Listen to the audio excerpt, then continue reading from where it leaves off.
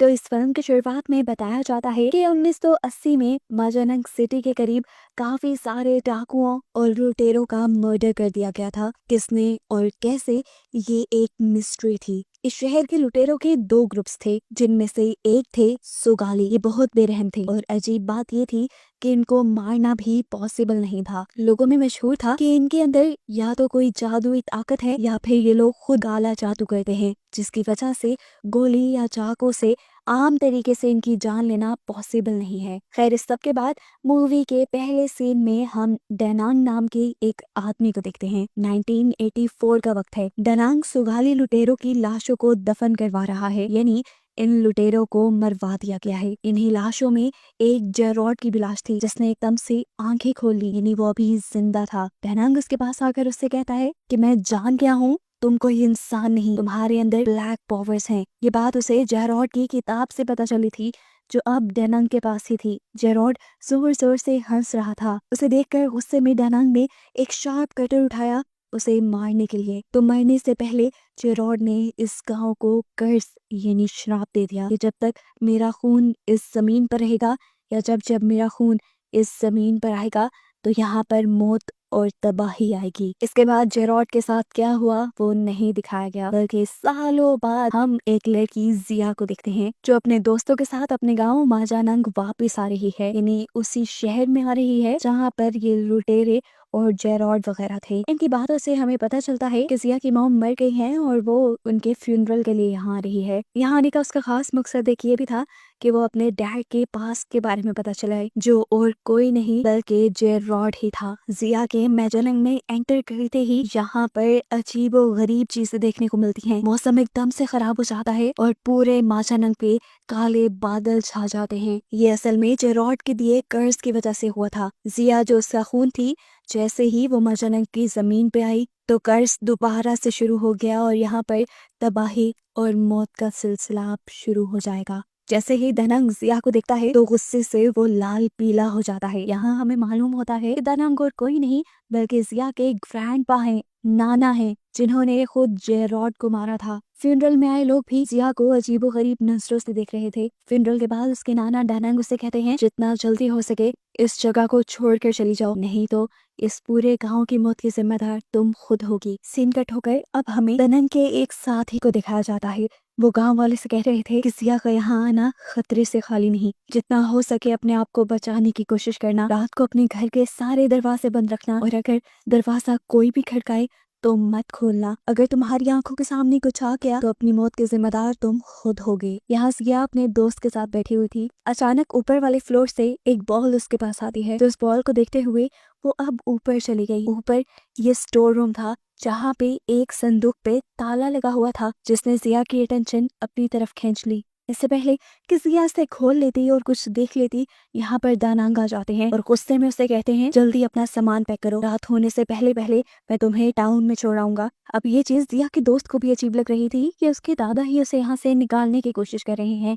वो उससे कहता है, शायद इसके पीछे के रीजन तुम्हारे डैड हो। जिया को उसकी बात पे यकीन नहीं आया। जिया को लगता था कि जरूर कहानी कुछ और है इस सब के पीछे, और यही तो जिया को पता करनी थी। जिया बताती है कि कभी भी मेरे ग्रैंडपा यानी डेनांग ने मुझे यहाँ आने नहीं दिया। वो कहते थे, अगर तुम यहाँ आई तो यहाँ के लोग मर जाएंगे। देखो, मेरे यहाँ आने से लोगों के मरने का क्या ताल्लुक। इनकी इन्हीं बातों के दौरान डेनांग आकर इन्हें यहाँ से ले जाते हैं। वो इन्हें शहर छोड़ने ही जा रहे थे, लेकिन तब उन्होंने देखा कि गाड़ी पंचर हो चुकी थी। ये देखकर वो पूरी तरह गुस्से में आ गए। उनकी घबराहट अब साथ में आसमान पे थी। जल्दी से वो घर के अंदर गए और उन्होंने एक गन उठा ली। जिया को उन्होंने कहा कि तुम अंदर ही रहना, और जिया के दोस्त को लेकर वो बाहर की तरफ निकल गए। जिया उनसे पूछते हैं, आखिर चाहते क्या हैं आप, मुझे किस चीज से बचा रही हैं, घर में क्यों कैद कर रही हैं? लेकिन डेनांग उसे कोई जवाब नहीं देता और जिया के फ्रेंड को लेकर बाहर चला जाता है। रास्ते में जिया के दोस्त को छोड़कर डेनांग अकेले ही आगे बढ़ने लगा था। वो बड़े आराम से सिगरेट पी रहा था। एकदम से उसे हवा में एक काला साया दिखाई दिया, जिसे उसने पहले इग्नोर कर दिया, और उसके बाद उसे दिखाई दिया कि चार काले सायों ने एक कॉफिन उठाया हुआ है। और इस भयानक मंजर को देखकर वो लड़का बुरी तरह डर जाता है। इन्हीं कॉफिन वाले स्पिरिट्स को यहाँ पर दो गार्ड्स भी देख लेते हैं। साथ ही साथ इन्हीं चारों सोल्स को नेबर में मौजूद एक ओल्ड लेडी ने भी देख लिया था। इन्हें देखते ही उसने अपनी बेटी को तेजी से एक कमरे में जाकर छुप जाने को कहा, क्योंकि वो जानती थी कि जो भी इन सोल्स को देखता है वो मारा जाता है और वो अपनी बेटी की जान बचाना चाहती थी। यहाँ पर एक चीज हमें ये भी पता चली कि ये लड़की यानी उस आंटी की बेटी जिया की दोस्त भी थी। ये सोल्स सबसे पहले अपनी पावर्स से इस आंटी को मार देती हैं और उसके बाद वो दोनों गार्ड्स जिन्होंने उन सोल्स को देख लिया था वो दोनों भी मारे जाते हैं। और अब इससे पहले कि ये सोल्स यहाँ पर जिया के दोस्त को भी मार देते, ठीक वक्त पर जिया यहाँ आ जाती है। जिया के दोस्त ने घबराते हुए बताया कि उसने यहाँ पर सोल्स देखी थी, लेकिन जिया ने उसकी बातों पर यकीन नहीं किया और कहा जरूर ग्रैंडपा ने ही तुम्हें ऐसा कुछ सिखाया होगा। अभी वो यही कह रही थी कि तभी उसने देखा उसके दोस्त का मुंह सूजने लगा था। वो अपने गले पे ऐसे हाथ रखे हुए था जैसे वो अपने आप को किसी फंदे से बचा रहा हो और उसके पांव भी जमीन से उठ गए थे। ऐसा लग रहा था जैसे कोई उसका गला घोटने की कोशिश कर रहा है। ठीक वक्त पर डैनंग यहाँ आ जाते हैं और जल्दी से एक शीशा लाकर देखते हैं। उसके पीछे वही 4 रसूल्स थी जो उन्हें आम आंखों से तो नजर नहीं आई, लेकिन शीशे में नजर आ गई।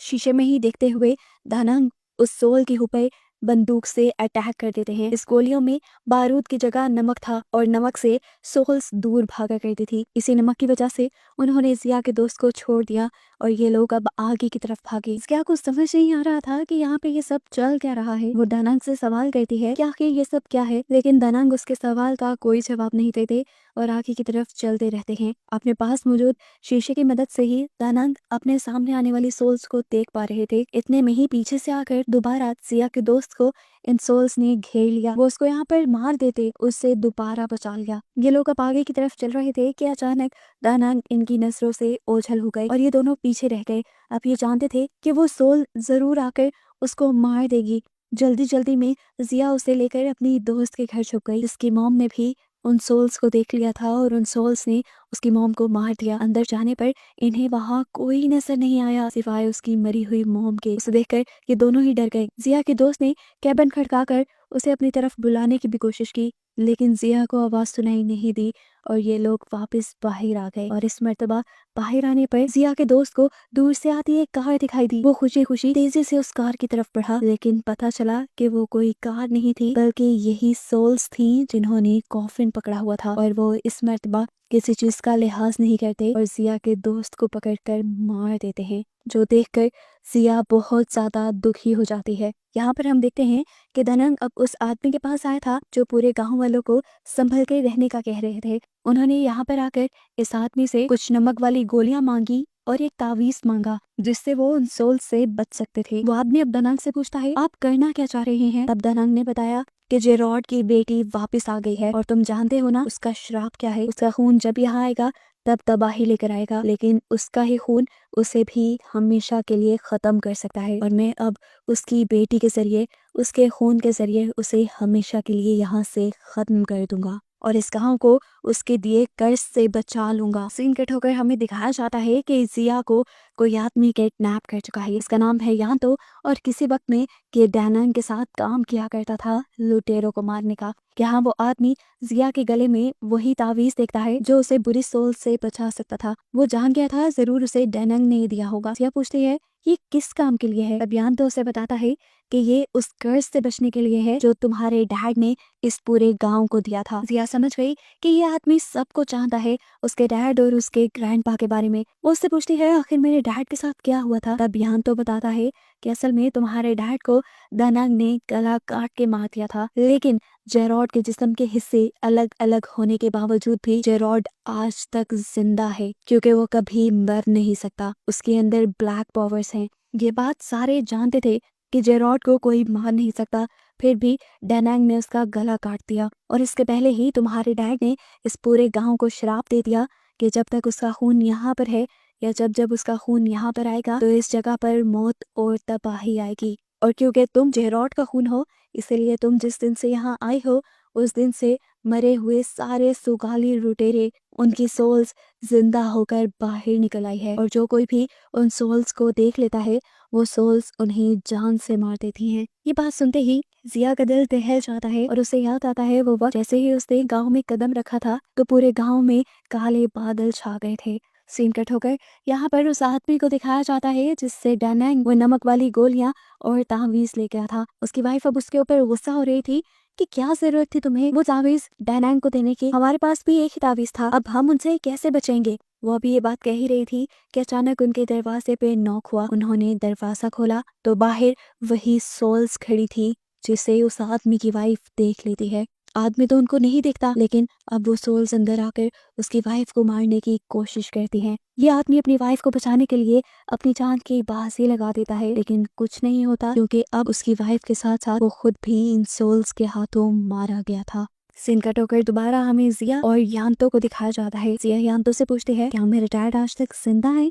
जिसपे यान्तो कहता है, हाँ वो जिंदा है, उसे कोई नहीं मार सकता, आम तरीके से तो बिल्कुल नहीं। बहुत से लोग उसे खत्म करना चाहते थे, यहाँ तक कि दनांग भी। दनांग ने तो उसको खत्म करके उसके जिस्म के हिस्सों को अलग अलग जगह पर दफन कर दिया, लेकिन फिर भी आज तक उसका साया इसी गांव में है। यहाँ पर वो एक और कड़वी सच्चाई जिया को ये भी बताता है कि तुम्हारे डैड को कोई भी नहीं मार सकता सिवाय तुम्हारे। तुम्हारा खून और तुम ही अपने डैड को मार सकती हो और इस गांव को कर्ज से आजाद करवा सकती हो, और ऐसा भी तुम्हारे डैड के कर्ज की वजह से है। जिया उससे पूछती है, मैं ये सब कैसे करूंगी? तभी आदमी बताता है कि तुम्हें अपने डैड की बॉडी और उनके सर को ढूंढना है। उसको एक साथ मिलाने के बाद जेरॉड की सोल भी उसमें वापस आ जाएगी।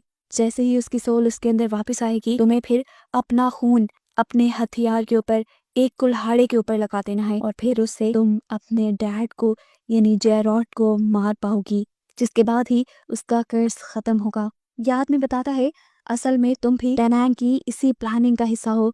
डैनांग तुम्हें यहाँ सिर्फ तुम्हारे डैड को खत्म करने के लिए लाया है। जिया के ख्याल में वो तो खुद यहाँ आई थी, लेकिन ऐसा नहीं था। ये सब डैनांग की एक चाल थी। जिया को अभी तक ये लग रहा था कि उसके ग्रैंडपा गांव वालों के लिए लड़ रहे हैं, लेकिन याद में उसकी ये भी खुशफहमी दूर कर देता है और बताता है कि पहले भी सुगाली लुटेरों को उसने लूट मार मचाने दी और गांव वाले लूट गए। जिसके बाद जब उसने सुगालिस को मारा और ये कर्ज आ गया, तो उसने जेरॉड के दांतों से 3 तावीज बनाए, जिससे वो खुद, तुम और उसका एक चेला उस कर्ज से बच सकता है। बाकी पूरे गांव वाले उस कर्ज का शिकार हैं। हालांकि वो चाहता तो पूरे गांव वालों को भी उस कर्ज से निकाल सकता था। ये सारी बातें सुनकर सिया यान्तो से कहती है, अच्छा ठीक है, मैं फिर चलती हूँ, अब मैं ही इन गांव वालों को बचा सकती हूँ। जिसे देखकर यान्तो कहता है, नहीं, तुम गांव वालों को नहीं बचाओगी, हम सारे बुरे हैं और हम सारे गांव वाले मरना ही डिजर्व करते हैं। ये कहते ही उसने जिया के ऊपर भी गन पॉइंट कर दी ताकि जिया मर जाए और ये कर्ज कभी खत्म ना हो। इससे पहले कि उसकी गन शॉट से जिया मर जाती, जिया अपनी टांग मारकर चेयर को नीचे कर देती है और निशाना चूक जाता है। गन शॉट की आवाज सुनकर डनांग भी यहाँ आ चुका था जिया को बचाने के लिए।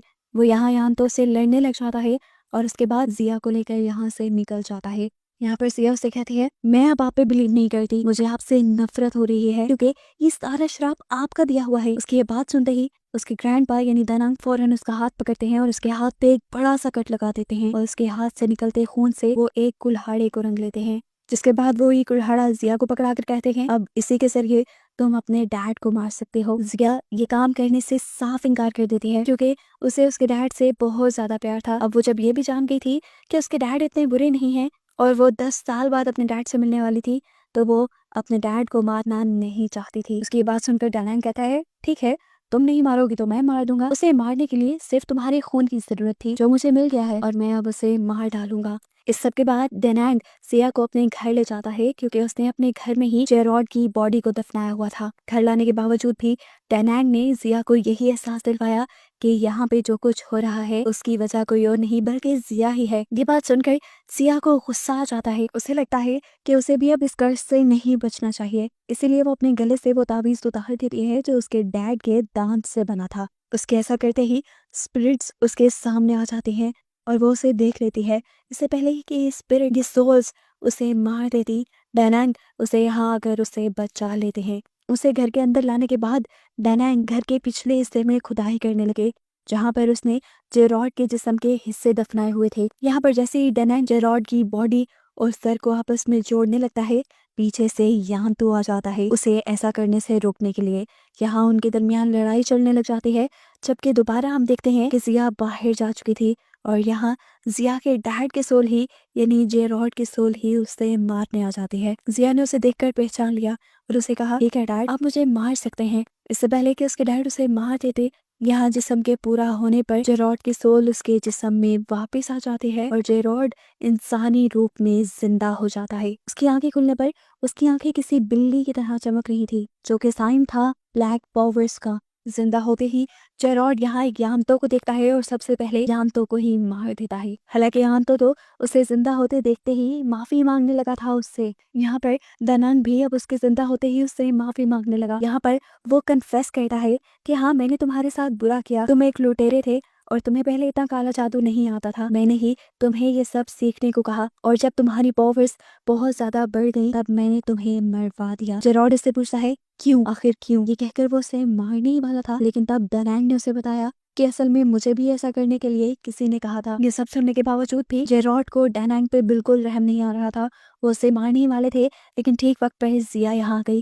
जिया ने अपने डैड को गले लगा लिया और वो उसे रोकने लगी। डैड, इन सबको नहीं मारे, इनका कोई कसूर नहीं। लेकिन अब जेरॉड अपनी बेटी के कहने पे भी ये सब नहीं रोकने वाला था। उसने अपनी बेटी से कहा कि जब तक मैं इस पूरे गांव को खत्म ना कर दूं तब तक मेरी सोल को आराम नहीं मिलेगा। जब जिया को ये महसूस हो जाता है कि उसके डैड ताकत के नशे में चूर हो चुके हैं तो उसे तबाही रोकने का कोई और रास्ता नजर नहीं आता। वो अपने खून से एक कुल्हाड़ी को सनकर पीछे से अपने डैड के ऊपर हमला करके उन्हें खत्म कर देती है। यहाँ पर अब जेरॉड मर चुका था। जिया उठी और दानांग को उठाकर यहाँ से ले जाने लगी, क्योंकि वो समझ गई थी दानांग बुरा नहीं है, उसने तो किसी और के कहने पे ये सब कुछ किया था। ये लोग इससे पहले कि यहाँ से बाहर चले जाते, यहाँ पर जिया की वो दोस्त आ गई जिसकी मॉम अभी अभी मरी थी। उसने इन लोगों की सारी बातें सुन ली थी कि ये सारा कर्ज जिया की वजह से वापस आया है और जिया की वजह से ही उसकी मॉम मारी गई। इसी गुस्से में वो जिया को शूट कर देती है। ये देखकर दानांग को गुस्सा आता है और दानांग उस लड़की को भी मार देते हैं। दानांग और उस लड़की के मरने के बाद जिया अपनी आखिरी सांस से गिन रही थी, तभी उसे